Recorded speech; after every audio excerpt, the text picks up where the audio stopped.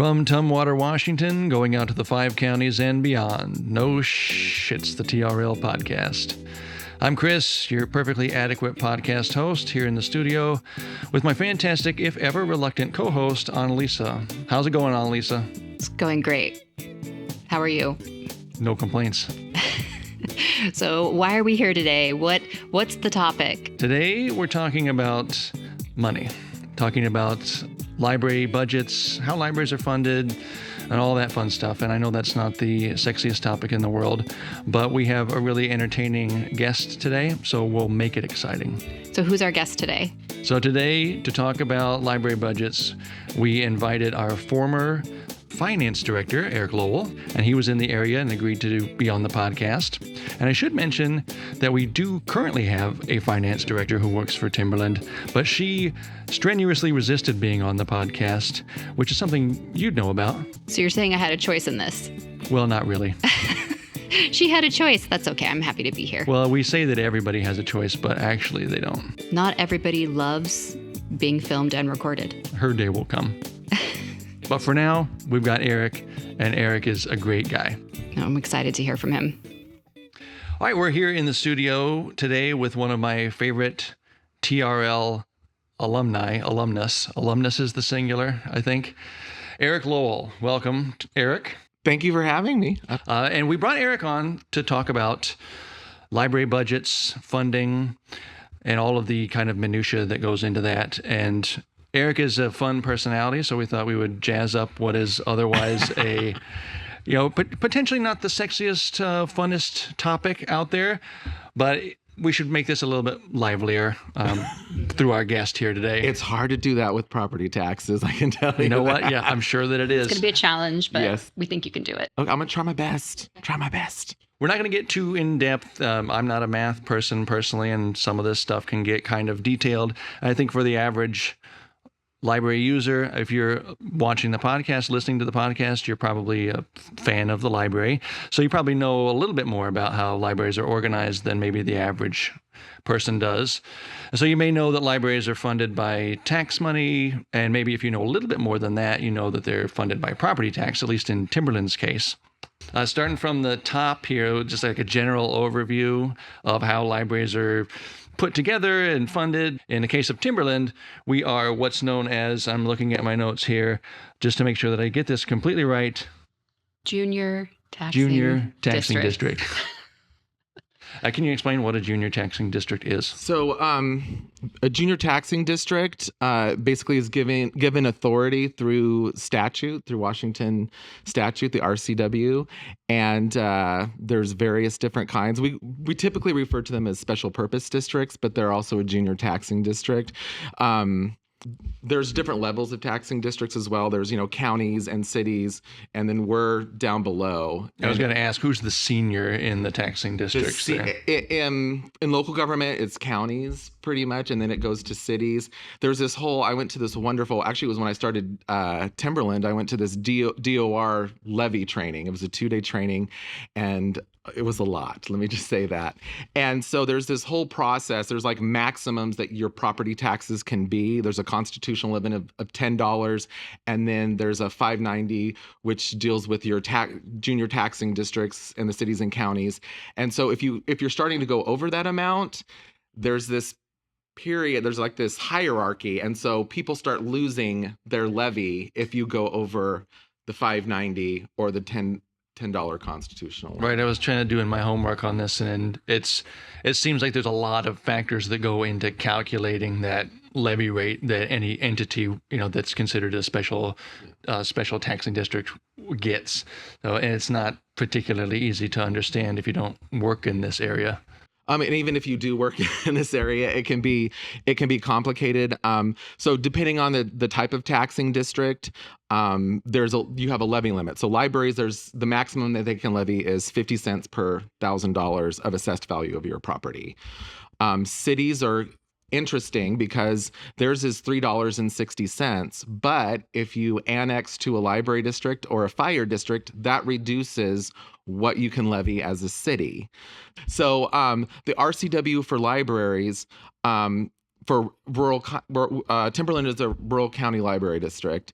And so it was set up for unincorporated areas in the 5-county, library district. So it was just unincorporated areas. But what the statute does is it allows cities to either contract for services with the library district, or they can choose the citizens can vote to annex. And so if they annex, that's when the city loses some of its levy capacity or levy ability. So we're levying, I think I have this written down somewhere on my sheet here, like $0.236007 per $1,000 per $1,000 of assessed valuation. Is that right? Yeah. And that number is, so that's like what, 24 cents ish? Almost, yeah. So we could conceivably levy up to 50 cents by law. And if you look at I pulled up our budgets in preparation for this, just to kind of see what that trend has been. And over the years, it's been decreasing every single year. But I can't wrap my mind around personally how that decrease happens over time. There's a 1% limit on increases in property tax. So basically what happens is every year the library goes through a levy process. So because Timberland is a 5-county library district, one thing about a taxing district is it has to have a uniform tax throughout. So everyone in all 5 counties that's part of the library district has to pay the same rate. So the finance person has to work with the assessors to get the assessed value, and then you have to calculate your rate. And basically what you do is the starting point is you look at what's the total amount we levied last year as a district. So let's say it was $20 million we levied last year. You take that amount and you can only increase that total amount by 1%. In addition, you get to add any new construction. So if you had new construction during the year that was added in your county, that gets added as well. And so that's basically how much you can increase your rate. So what happens is property values go up more than 1%. So because property values are going up more than 1%, it causes your levy rate to go down. The only time your levy rate's going to go up is if, like in 2008, when there was the housing market crash and assessed values went down, taxing districts likely saw an increase in their levy rate. It doesn't mean they got, more money.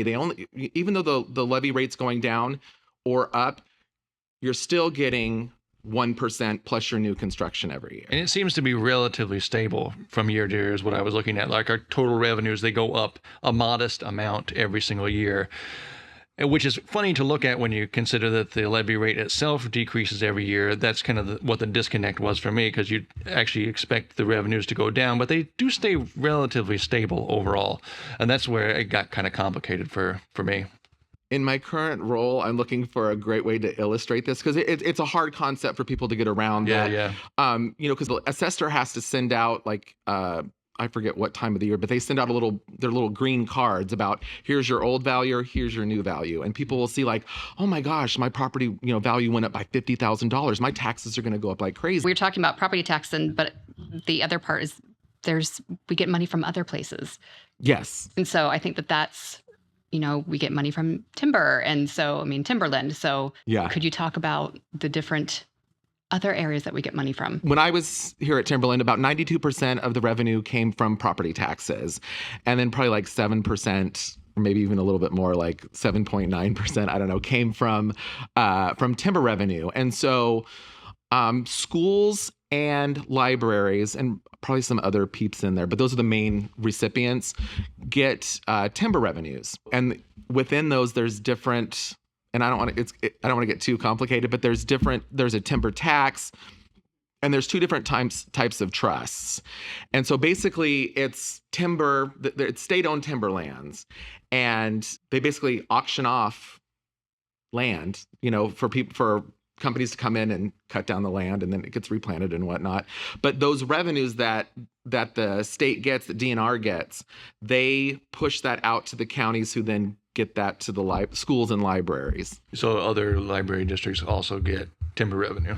Correct. And we are the one that got that name. So we called ourselves Timberland, so no one else can do that now. And Timberland gets probably the largest amount for libraries of timber revenue, because you're getting the revenue that's in your geographic region. That makes sense. And we got a lot of that, Timberland. Mm-hmm. Hilarious. And in addition to timber revenue, there's also a bunch of, like, if you look at the budget, there's like a whole list of other like miscellaneous things that we get to.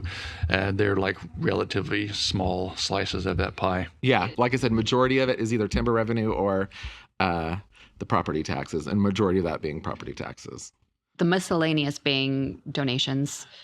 There's donations every once in a while. You'll get someone that bequeaths some funds to the library. We just saw that last year. Someone, gave almost $1 million specifically to the Lacey Library. Yeah.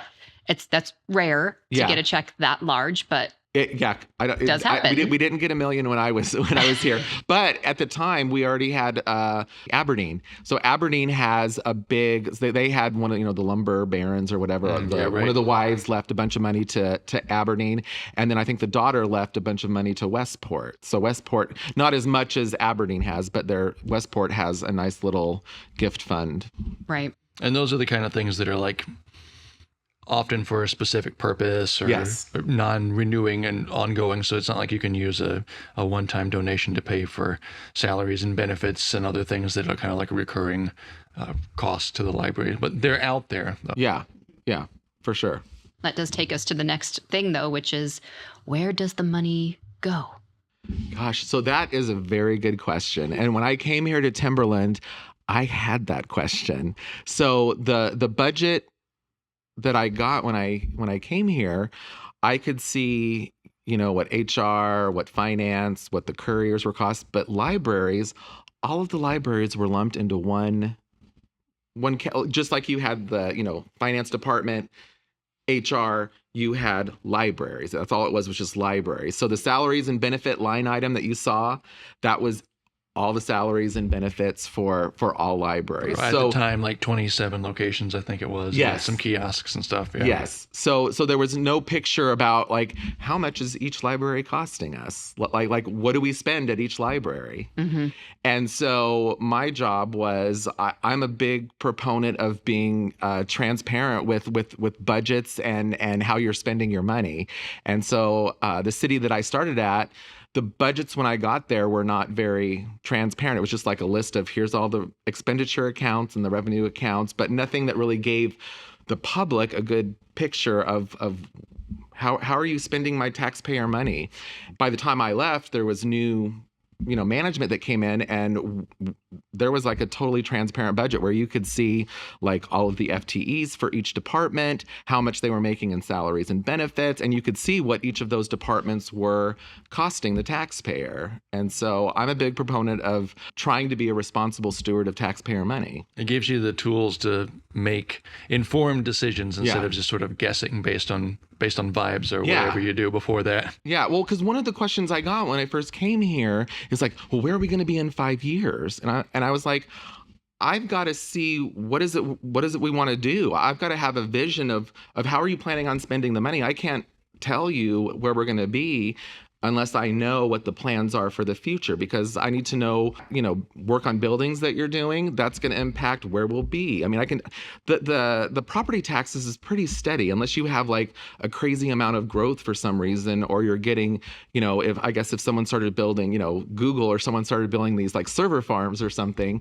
But even again, with that, I mean, it's not going to be that huge of a difference in property tax revenue. It's pretty steady. That's like, I think, the benefit of property tax kind of being your baseline level of funds, because in other cases, like I think it was Tacoma, because they're a department of their city, the Tacoma Public Library, they get a certain portion of their revenue at the city of Tacoma from sales tax, if I understand correctly.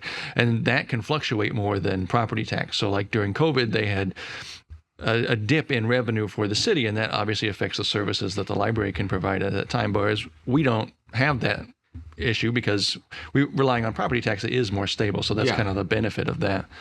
Yeah, it's definitely depending on a local government's mix of revenues, they can find some swings. Like if during the pandemic, if you were a city that had a lot of tourism, you were going to suffer a lot more. Whereas some smaller cities during the pandemic, they saw a massive increase in their sales tax revenue because everyone was ordering things at home, because sales tax is based on the destination of where you receive the good. So if you were someone where people normally traveled to you to do their shopping during the pandemic, you like the Tacoma saw a decrease in sales tax. That's kind of why we have to think creatively about how we respond to that, because outside of asking the voters in our 5-county service area for a levy lid lift, and that's, in a world where everything's more expensive, going out and asking people to pay more taxes for whatever it is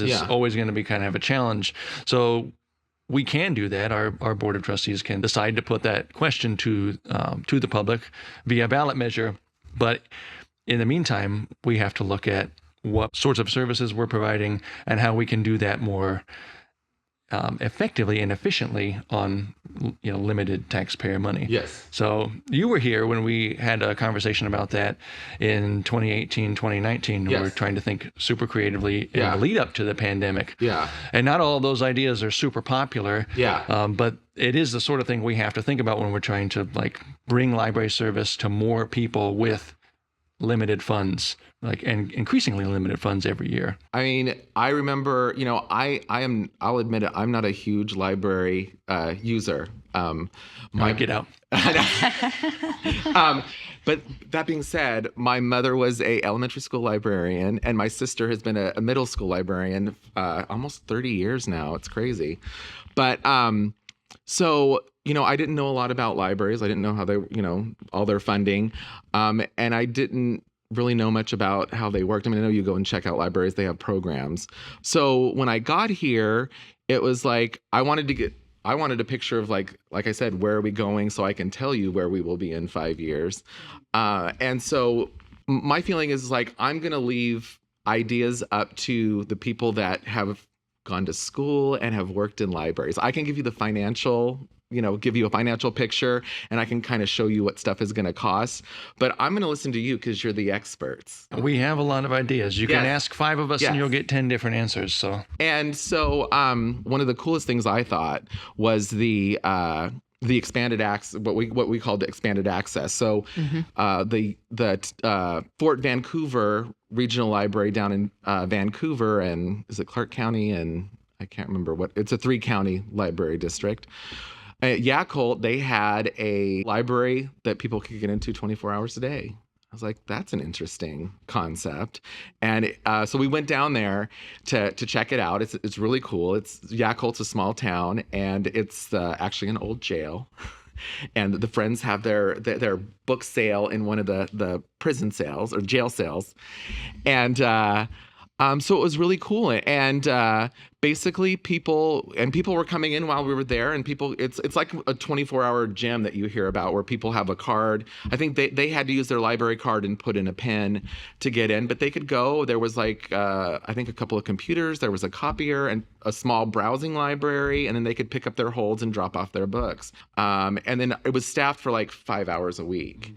And for me, I discovered that a lot of our rural libraries are only open 4 days a week, and they're only open during certain hours. I'm like, these are kind of you're only open during hours when people are working. How is a working person supposed to use the library? So it's wow, here's a model where people can come in at any time, and you are vastly increasing the amount of access that people have to the library, making it a lot more convenient, and it's not going to cost you a lot more money. You have that upfront money of getting the system set up, but it's not like labor where exactly. We would pay a lot more if there was a staffed person in that library. Now you've got that library that went from 4 days to 7 days a week. Mm-hmm. So you vastly increased that you would almost double your costs, if you were going to staff it. Yeah, if you're going to have a staff service point. And we have since taken that idea and stolen it from Fort Vancouver and applied it to a bunch of different libraries in the district. 11. Because McCleary had opened right, like, I don't know, maybe a year before I left. I can't remember. We have a whole episode about this. So if you haven't listened to the EAH episode, you can go back and listen to episode 3, where we talk about the many libraries that have been implemented in. And we do touch on that, about how it's this one-time cost versus this ongoing, what you're paying for labor. Yeah. And we just opened, it's Amanda Park, just started EAH really recently, and they were the 11th branch to do so. So it's insane. Really kind of interesting to hear about the origin of it and kind of where you first observed it and thought this is really cool and this could benefit us. And now we've done it. Yeah. And now it's 11 branches. And that's crazy. I'm sure going to be more. I'm not going to say that, but it's certainly something that happened. We're doing it. And you're right. It's taking a library that might be open 29, 30 hours a week with staff to 91 hours in a week. And that's, if you were going to do that with... that's like 3 times. That's 3 times the amount of time that you would normally open. It would basically be impossible to provide staffing in the buildings for that many hours, because that is a huge chunk of what it costs to run a library. Yeah. And we've also done things like, an Anywhere library, which we started recently, and we're kind of going with a smaller footprint. We have now van-sized Anywhere mobile services vehicles that go out into all 5 counties now. There's stops in all 5 counties. And that's another way that we can kind of fulfill this mission that we have to bring library service to more people without focusing on a physical brick and mortar location, which can be such an expensive thing to maintain and also to staff, because there's a lot of maintenance costs that go into that in addition to just the people being there and filling it with books and DVDs and the collection. Well, that was one of the things that was interesting. So, when cities annexed to Timberland, one of my questions was like, was anyone looking at like, by annexing these, like, are we getting, what's the financial impact on Timberland long term? The Timberland branches were very well maintained. Our libraries, you went in and they looked great. Well, cities, when they annexed, the responsibility that they had was to provide the building and to maintain the building. And so one of the things that we saw was that the buildings weren't being maintained. And I get it. I've worked in cities and I know priorities. Like public safety, that's like the number one priority for a city. And then you've got like, your streets and public works, economic development. But like you get down at the bottom is like parks and the library. That's like the low priority. And so we had these buildings that really needed some work. When I was here, the goal was to give everyone a similar experience in whatever library you went into. So it kept being brought up that, well, it's a city-owned building. It's their responsibility to maintain it. And I was like, you can keep saying that till you're blue in the face. It's not going to change the fact that these cities don't have that money. And they don't have the money. Whereas, it's not coming from anywhere. They don't have it. Yeah. And so we had started looking about how can we save money as an entity. So we literally cut the HR director, we cut the communications director, and we cut... these are people that had left and we just didn't fill their positions, and the IT director. And so we saved a lot of money just in doing that alone. And that work went to the other managers. And so we had this savings, and we were like, let's use this money to take care of these libraries, because you can keep saying it over and over again, but they're not going to be able to maintain these libraries or make these changes to give everyone in Timberland a similar experience when they walk into the library. As far as looking towards the future, is getting more money for the libraries, increasing our levy rate, is that realistic? What does one do to prepare for that? What do you think? It's hard to tell on levy lid lifts. So with the library, my thing is you have to show people what they're going to get. And if they want that, they're going to vote for it. So if Timberland wants to pass a levy lid lift, I think it's possible. But again, you have to have basically a united front. The board is going to have to do a lot to be unified and show the community that they believe in TRL, they believe in what TRL is doing, and moving forward with providing more library service to the community. So ultimately you have to show, here's what we want to give you, here's what it's going to cost. And I think people will vote for it. Something I haven't mentioned yet, but is a good thing to end on, which is that we are on the cusp of embarking on some community engagement activity. We're doing our strategic plan for the next 5 years. And so we'll be going out into the communities over the summer and asking people what they want to see in the library. What services do you use? Which ones do you not use? Which services did you not even know that we had? So that we can make some of these decisions for the future. Because if we don't go out for a levy lid lift and we don't bring in more revenue, then ultimately we will have to kind of decide, well, what do we focus on and what do we kind of set to the side? And feedback from the public will be part of what informs that, what gets set to the side and what gets emphasized. So you'll see more about this and hear more about this from us, our loyal listeners here, over the summer. So if you have thoughts on that, we're going to want to hear it. And that's how we'll decide sort of where we end up. All right, we've covered a lot of ground here today. I feel like I am more educated than I was going into this. And I wonder, can you say the same thing yourself, Annalisa? I could say I'm not dumber. That's always a good goal. Next time I'll bring charts like that, just explain the property taxes maybe. So thank you for coming on. Thank you for sharing your time with us. And we'd love to have you back in the future. Oh, I could totally do that. Even though you admitted you're not a library user. We'll give you a pass. Thank you for joining us on today's episode. Don't forget to follow or subscribe on your preferred podcast platform. Your feedback helps us improve and reach more listeners. You can find us on Facebook, Instagram, and TikTok at Timberland Library. If you have any questions or comments, you can email us at trlpodcast@trl.org. Original music is by our very own librarian and talented musician, Stefan, at the Yelm Branch. Until next time, stay curious, stay inspired, and keep the conversation going. Thank you for being a part of the TRL community.